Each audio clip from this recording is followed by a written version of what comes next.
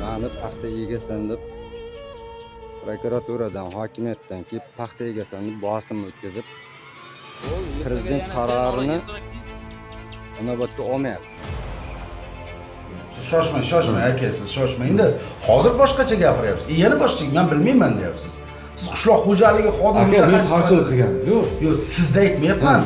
Siz ishlayotgan tizimda. Hozir meni birinchi o'sha qiziqtiradigan narsa, ularning qo'llarida bironta bir qonuniy hujjat ko'rsatmayapti. Ya'ni siz paxta ekishga majburligingiz bo'yicha. Yo'q. Endi sen onlayn paxta men ekish majbursan deb bosim uyushtirib kelyapti. Prokuraturadan ham ishchi guruh bordi. Maqsad u videolar ham bor. Qo'yib beramiz aka. Gapirgan gaplarni, bergan topshiriqlarni bajarmayotgan hokimlarga endi men nima deyishni men bilmayman. 3 oy muddati. 2 oy muddati. Yo, nima uchun bo'lmasa 3 oy oldin 15 kunda ekanmiz. 3 oy oldin, aka. Bunda bilmadim endi, hurmatli hokim, buni nima bilan izohlaysiz Oqdaryo tumani hokim? Kunda qilib bo'lish kerak edi. 45 kunda qilib bo'lish kerak edi. Bizning shartnomamiz bo'yicha. Lekin tuman hokimligidan qarshilik bo'lganligi uchun ishimiz to'xtab qolgan. Umumiy ko'chatlaringiz summasi qancha chiqqan? 720 million chiqqan. 720 millionlik. Hujjatni bizlar ekib o'raydigan bo'lsak, har kuni olib ketib prokuratura bizlar olib ketadi, hokimiyat olib ketadi.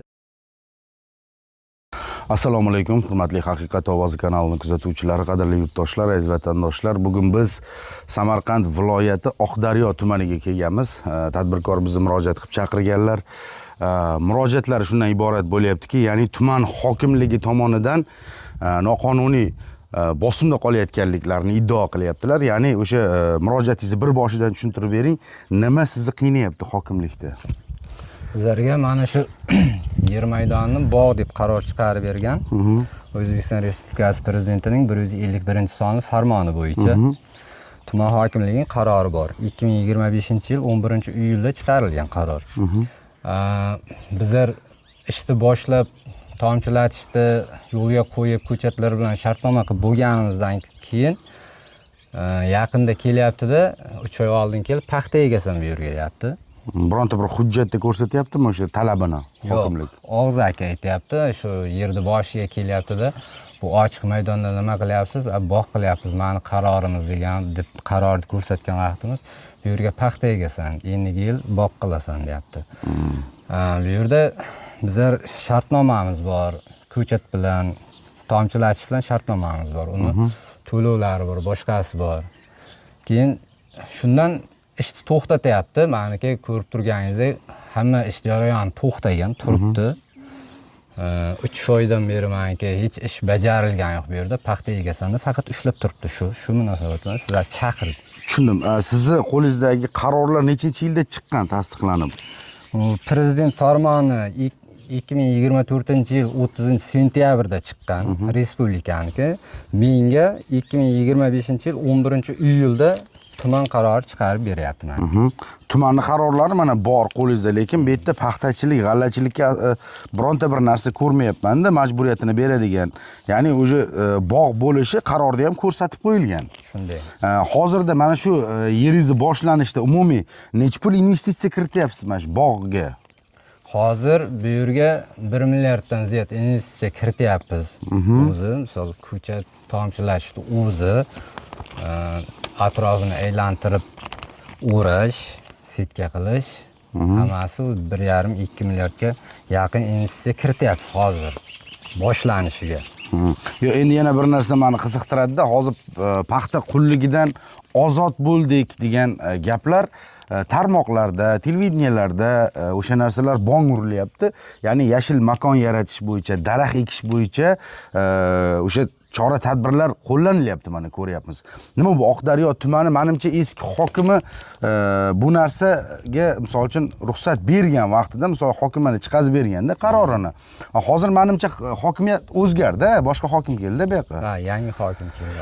Yangi hokim keldi. Bor men sizlar noqonuniy talabingdan qo'rqmayman deb o'zingizcha shunda nimangizni ekib yuboradigan bo'lsangiz nima bo'ladi hozir? Endi bilmasam, hozir Saratonda bo'lsa ham paxta egasan mana shu yerga deb bizlarga shunaqa popsa do'q qilyapti-da. Ko'chatni bizlar ekib o'raydigan bo'lsak, har kuni olib ketib prokuratura bizlar olib ketadi, hokimiyat olib ketadi. Saratonda bo'lsa ham paxta egasan mana shu yerga deb bizlarga shunaqa popsa do'q qilyapti-da. Tushunarli. Endi hurmatli tomoshabinlar, hurmatli o'sha viloyat hokimi Aziz Boboyev aynan sizni biz tarmoqlarda kuzatyapmiz, juda aktiv harakat qilyapsiz, lekin mana bu joyda bunaqa holatlar yuzaga chiqqanidan keyin sizni qilayotgan faoliyatingiz yo'qqa chiqib qolyapti-da. O'shaning uchun biz bir tumanni qoralash yo boshqa qilish maqsadida emas, o'zi prokuratura, huquq tartibot organlari ular qonunni himoya qiladi. Qonunni buzish uchun ularni ishlatish kerak emas meni nazarimda. Lekin hozir mana qo'limda barcha hujjatlar turibdi. Bu o'sha fermer tadbirkorimiz hozir ancha vaqt yo'qotayotganligini va o'sha ko'chatlar masalasi bo'yicha ham kechga qolganliklarini bildiryapti. Ertaga bu yerga soliq to'lanadi. Boyagi umumiy ko'chatlaringiz summasi qancha chiqqan? 720 million chiqqan. 720 millionlik ko'chat. Hozir ayni vaqtda o'sha ko'chatlarni eksangiz tutib ketishi mumkinmi ular? Endi hozir tomchilatib to'xtatmay suv berib turamiz. Imkon qadar ko'kartirishga harakat qilamiz, lekin vaqti bor hozir ham. Vaqti bor. Chunki u klonli tagi tuvakchali ko'chatimizda uncha-munchaga qurab qolmaydi. Tushunarli, hozir bu yerda mana tomchilatib sug'orish texnikalarini ham yo'lga qo'yyapsizlar. Bu joy o'ralsa, obod bo'lyapti. Ko'p joylarda ko'ryapmiz, mana paxta, g'allani ahvolini ko'ryapmiz-da. Lekin qo'lingizdagi qonuniy hujjat bilan noqonuniy ravishda bosim qilinayotgan bo'lsa, unda bilmadim endi. Hurmatli hokim, buni nima bilan izohlaysiz, Oqdaryo tumani hokimi? Siz bir tumanga kelib, rahbarlik qo'l ostingizda mana shunaqa tadbirkorlar bosimda qoladigan bo'lsa, boshqa tadbirkor men o'ylaymanki, kelmaydi bu tumanga. Tadbirkorlik qilishga, bir pul sarmoya sarflab, bir ish qilishga qo'rqib qoladi. Agar siz o'sha prokuratura orqali bosim qilayotgan bo'lsangiz, endi hozir meni birinchi o'sha qiziqtiradigan narsa, ularning qo'llarida bironta bir qonuniy hujjat ko'rsatmayapti. Ya'ni siz paxta ekishga majburligingiz bo'yicha. Yo'q, ko'rsatgani yo'q. Boshqa bir tashkilotlarga ham murojaat qilib ko'rdingizmi? Mana shunaqa qiynashyapti meni tumanda deb. Murojaat qildim. 15-may kuni prezident portaliga murojaat qildim. Lekin bizlarni masalamizni hech kim kelib o'rganmadi. Boshqa qilmadi. Javob xati keldimi? Javob xati ham kelgani yo'q. Yana qaytib kecha 3-iyun kuni menga telefon qilib, murojaatim nima bo'ldi deb sababini surishtirganimda murojaatingiz yopilgan dedi. Qanday qilib yopgan, uni xabarimiz yo'q. Hech qaysi tashkilot bizlarni ogohlantirgani yo'q. Keyin yana qo'zg'atishga majbur bo'ldik. Tushunarli. Aynan o'sha prezident portaliga kelib tushayotgan murojaatlarni dolzarb o'rganib chiqarilishi bo'yicha yaqinda prezidentimiz selektorlarda gapirdilar va o'sha prezidentni gapirgan gaplarni, bergan topshiriqlarni bajarmayotgan hokimlarga endi men nima deyishni men bilmayman. Sizlarga o'sha prezident administratsiyasidagi rahbarlar, mana Sherzod Asadov bir gaplari bor. Qaysi bir tumandan negativ video chiqadigan bo'lsa, 3-4 soat ichida munosabat bildirilsin degan gaplari bo'ladi. Lekin mana shu Oqdaryo tumanidan biz bir qator muammolarni chiqargan bo'lsak-da, lekin murojaatimizga qarshi javob ham olmadik. U asoslimi, asossizmi? Lekin mana bu joyda ko'rib turibman, hamma narsa qonunga va muvofiq ketayotganligini. Assalomu alaykum, yana bir bor hurmatli tomoshabinlar. Biz bu murojaatni tasvirga tushirganimizga ancha bo'lgandi. Biz borib ushbu murojaatni o'rganib, tuman hokimligi vakillari bilan uchrashdik. Aynan bo'layotgan noqonuniy bosimlar qayerdan bo'layapti? Tuman hokimligidanmi, prokuraturadanmi? Bironta javob ola olmadik. Shundan so'ng qishloq xo'jaligi xodimiga biz yuzlandik. Aynan bo'layotgan holatlar, bo'layotgan nizo nimani ketidan kelib chiqyapti? Ya'ni nima uchun tadbirkorning qo'lidagi qonuniy qaroriga, prezidentimizni farmonlariga qarshi chiqayotganligi bo'yicha javob berishlarini so'radik. Lekin bironta xodim bizga aniq javob, aniq dalil taqdim qila olmadi. Uni o'rniga o'sha noqonuniy bosimlar bilan 11 oy mobaynida o'sha tadbirkorni bog'ini ekishga to'sqinlik qilib kelganligi bo'yicha tadbirkor iddao qilyapti. Hozirda mana shu masala tinch bo'lib turib, hozirda mana sudga taqdim qilishibdi. Katta ehtimol bilan buni o'sha tuman hokimligi vakillari sirtdan qaror chiqartirib, ushbu holatni o'sha tadbirkorning qo'lidagi qonuniy qarorlarni bekor qilish choralarini ko'rgan degan ehtimolga boryapmiz va biz ushbu murojaatni tarmoqqa e'lon qilishga qaror qildik va Shundan so'ng biz albatta bu holatni borib yana yoritamiz. Ayni vaqtda hozirda fermerlarimiz noqonuniy bosimda qolayotganligi bo'yicha men shaxsan bugun qishloq xo'jaligi vazirligiga bordim. Ertaga fermerlar uyushmasiga boraman. Albatta ulardan ishchi guruh tuziladi va mana shu Qashqadaryo viloyati, Samarqand viloyatida fermerlarga nisbatan sodir etilayotgan jinoyatlar, ularni haq-huquqlarini poymol qilish, ularni yerlarini g'allachilik, paxtachilikka ixtisoslashgan yerlar talon-taroj bo'lishi masalasi va mana shunaqa bog'lar barpo qilish bo'yicha bo'layotgan sun'iy to'siqlarni kim yaratib berayotganligi. Murojaatchilar aksariyat ta'kidlashyaptiki, bu tuman hokimligi tomonidan qo'yilyapti. Agar hokimlik tomonidan qo'yilayotgan bo'lsa, hokimlar bunday jur'atni qayerdan olishyapti? Mana shu savollarga javob olish maqsadida biz hududlarga chiqib monitoring o'tkazamiz. Javob xati kelganmi hokimiyat tomonidan? Kelmagan. Hozir bular aytyapti, javob xati jo'natganman qishloq xo'jaligi bo'yicha mutaxassis bular. 14 oygacha bu bog'ni bo'lishinglar kerak ekan. Qaror o'sha joyda qani shu bormi shu aniq ko'rsatib u prezident qarori bor-da. Farmoni 151 son farmonnasi ijro qo'ygan. Bularda misol uchun qarorda ko'rsatiladimi shartnoma shartlarida? Ko'r. Lekin bu kishilar hali shartnomalarni ishlamay qo'ygan. Bu qarorda podrobno yozilgan narsalar bor. KF 151 deb yozilgan. Chaqib o'tsam bo'ladimi? Yo'q, o'tsangiz bo'ladi, qarang. Gapirsam bo'ladimi? Gapiring. Qarang. Mani bizlarga tuman hokimini 2025-yil 11-iyulda qaror chiqqandan keyin ish boshlaganmiz. Shartnoma qilganmiz. Maniki bu tomchilatish bo'yicha shartnoma. Maniki bu pul ko'chirilganligi haqida kvitantsiyasi. Mana bu ko'chatchilik bo'yicha shartnoma. Maniki. Bizlar ish faoliyatimizni olib boryapmiz, lekin mana shu to'sqinlik bo'lganligi uchun muddatida bog' ekilmay qoldi. O'sha men paxta egasan deb to'xtatib qo'ygandan keyin o'sha ish jarayoni to'xtab qolgandan keyin muddat cho'zilib ketdi, lekin hali ham muddatimiz bor qaror bo'yicha. Tushunarli. Endi hozir men tushunyapman, nima uchun bog' qilmading degan bosim bo'lmayapti, aka. Bog' qilmaysan degan Bog' qilmaysan degan bosim bo'lyapti. Bu qaroringizni birinchi aytdi, qaroring bo'ldi-da, farshib berdi. Atayni o'shanday cho'zdirdi. Keyin bizlar tekshirtirdik buni. Haqiqiy chiqqandan keyin paxta egasan degan bog'moq bo'lmaydi. Qaror haqiqiymi? Qo'lidagi qarorlar haqiqiymi mutaxassis? Ya qaror chiqqan. Haqiqiy qaror. Qarorni biz o'zimiz yoza olmaymiz-ku. Masalan, Tuman hokimi qaror chiqqan. Sizlarga oldin 2025-yil 11-iyulda chiqqan. aynan kim paxta ekmaysan deb sizlarga bosim qilyapti? Ya paxta ekasan. Paxta ekasan deb kim? Masalan, ishchi guruh jo'natadi hokim, misol qishloq xo'jaligidan. Bola qishloq xo'jaligidan. Qishloq xo'jaligi qarshilik qilyaptimi paxta ekish nimaga bog' qilishga? Prokuratura ham qarshilik qildi. Meni Qishloq xo'jaligi qarshimi shu bog' qilinishiga? Yo'q, qarshi emas. Qarshi emas-a? Tuman hokimligi Alisher aka. Tuman qaror talablarini bajarsin. Qanday talablar? Prezident farmoni chiqqan aka. Hop. 14 oygacha deb Hop, 14 oygacha bular o'zidan o'zi cho'zayotgani yo'q-ku. Ruxsat bermayapti qaror hokimiyat. qachon chiqqan? Bir so'rangda, qaror qachon chiqqan? Qachon borib bezovta qilyapti?